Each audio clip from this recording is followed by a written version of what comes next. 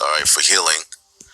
Give me 1 second. You're going to ultimately bow to the image of Baal, okay?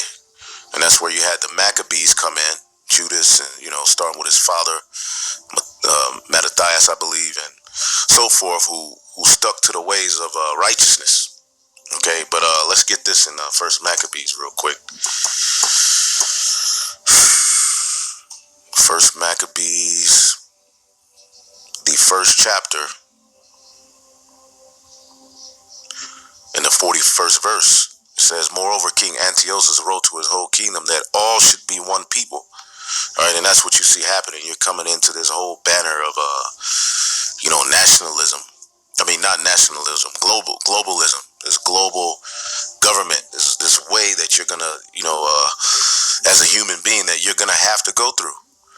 Okay, as we're setting up the kingdom of heaven through preaching His word. Okay, they're trying to set up their so-called kingdom of heaven. All right, and this is not the first time that this has happened. Nimrod.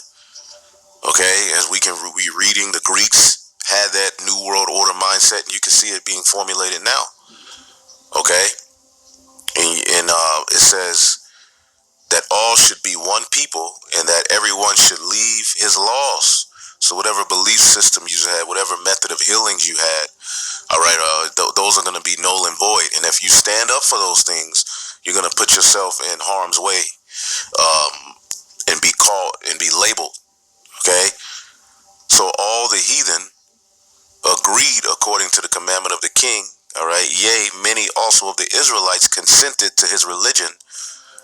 All right, and sacrificed unto idols and profaned the Sabbath. And what people don't understand is that everything you see being established and set up is tied to idol worship. All right, and what did John say? Keep thyself from idols. The things that you see being set up are idols. The mark itself, when you get that in Revelation 13, it is an idol. Okay, it is their way of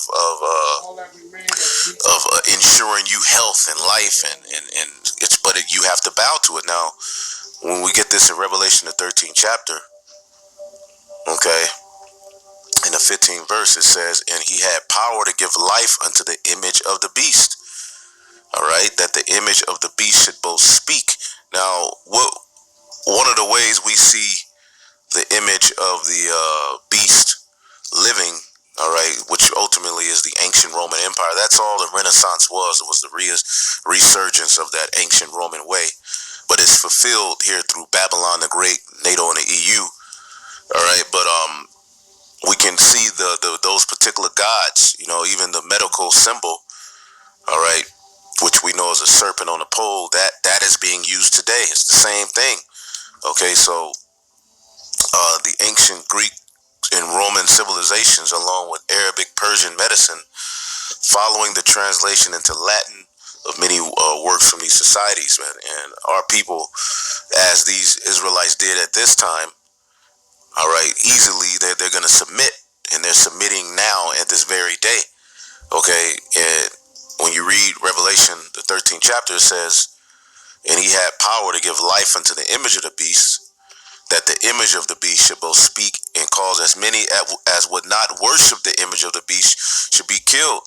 All right, now when you look up this word worship, okay, and this is where Esau's religions and his mindset and, come to play, because they say the mark is sin or Christianity, in his religion, in his way. No, that's fulfilled in the image of the beast. All right, now, let's see here. The word for worship is proskune. All right, proskune, and it says to kiss the hand towards one in token of reverence, and that's what you're gonna have to do. Okay, you're gonna pay homage. You're gonna fall among the Orientals, especially the Persians, to fall upon the knees, touch the ground with the forehead of an expression of profound reverence. That's what you're going to have to do to these idols, to this way.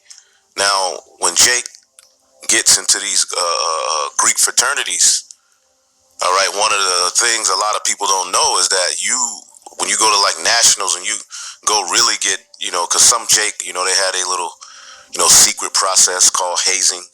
All right, but then the business side of it, where you technically come an omega or a kappa or an alpha, you go and you bow, you put a white robe on, okay, and you take a eucharist, like the bread offering, okay, you like you would do in church, the little bread and wine, the blood and the body. Well, you take the and you bow and you make an oath to another god. Well, that's happening here in this world.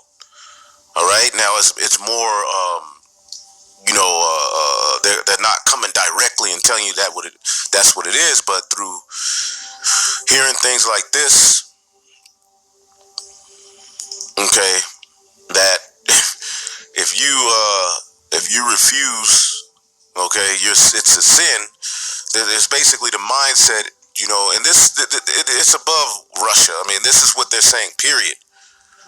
Okay, they're wiping out the Messiah and instituting in their form of salvation.